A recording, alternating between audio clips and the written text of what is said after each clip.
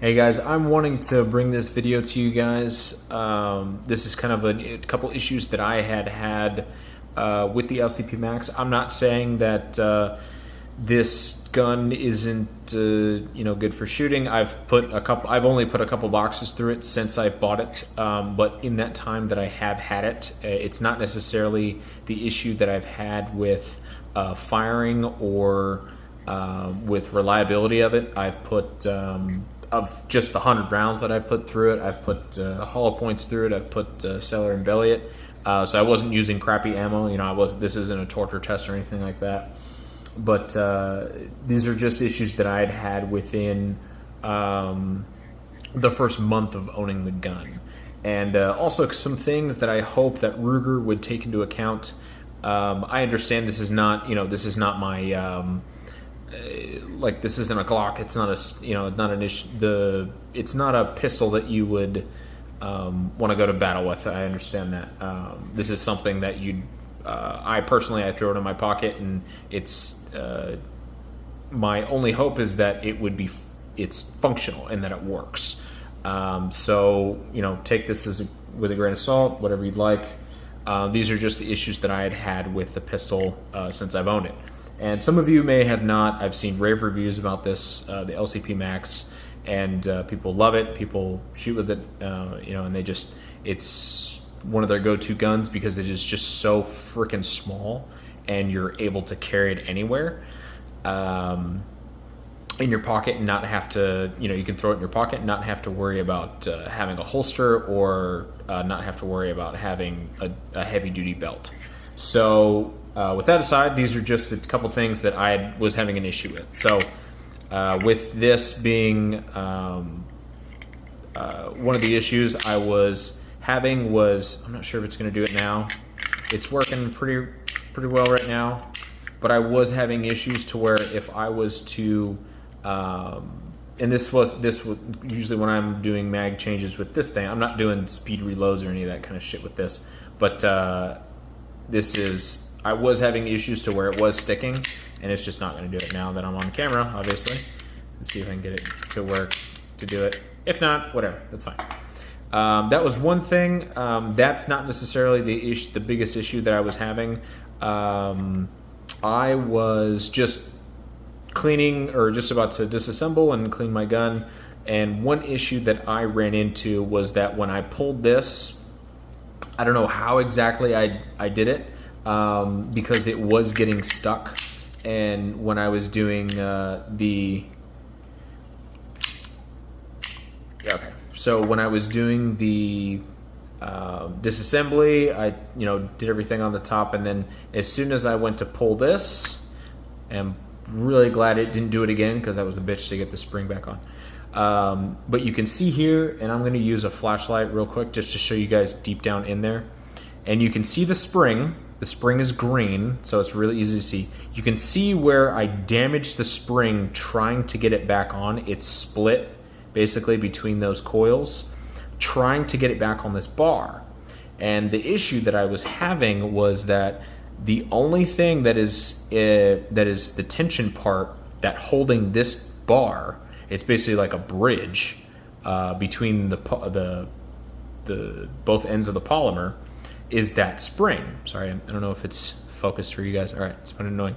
But that being the issue, that took me, probably took me at least 20 minutes to get that freaking spring on. I had to find a way that I could bring it back up. I ended up having to use a pair of pliers and set it on something to where I could get it back on the bar. And it was just the biggest pain in the ass to do it.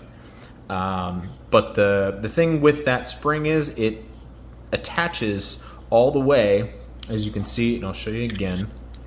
So here's the green part of the spring. It attaches to your hammer, and without the tension of that, without the tension of that spring on the hammer, you cannot engage the trigger. So I was doing function tests just to see, because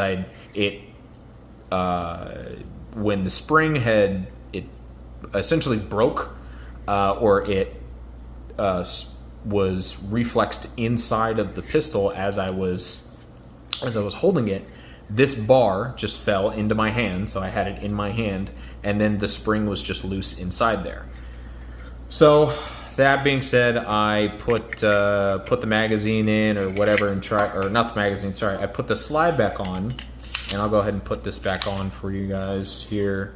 And it's just, I don't know, those of you who have the pistol know what it's about, and those of you who don't, well, you're about to find out. So got the lineup there, and then as soon as you do that, and then your function check.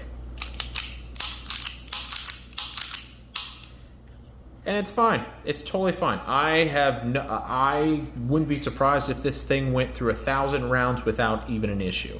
Okay, and that, I mean, obviously like a cleaning or whatever. But I'm saying that not being the issue, that is just thing that I had noticed before I had purchased the pistol. I had not taken off.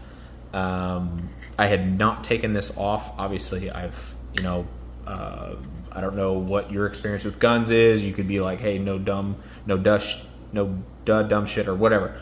Doesn't really matter. But I'm saying with, God, that is just working really good now. Anyway, but that was an issue. That was a couple issues that I had with the pistol.